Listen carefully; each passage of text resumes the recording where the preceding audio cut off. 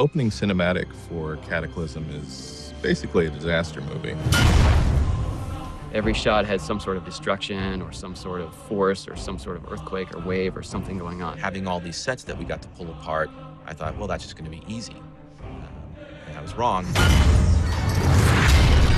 We were concerned about not necessarily getting it done, but just sort of how it would all come together. The biggest thing was going to be just the sheer number of effects that we had to do for the show. We had mountains of water and skies full of fire. A lot of smokes, sparks, lava effects, dripping lavas, glowing mouth, anything you can think of.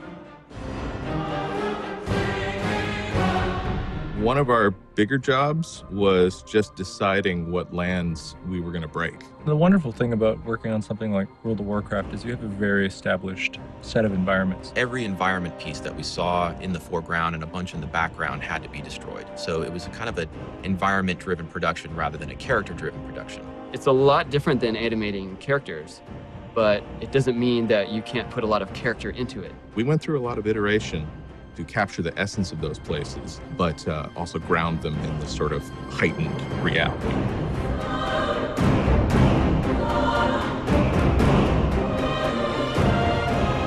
Deathwing is a really big dragon. He's like airliner big, right? We knew that we were going to see him from all angles, so he needed to be believable from all angles. So we give him the full treatment. His size and scope of the areas that he's traveling over is enormous. I was very afraid on a more macro level that we would build a fire or build smoke or embers or what have you, and that we would not be able to convey how big he really is. Deathwing is a very complicated character, and I was tremendously impressed at how our team was able to bring him to life.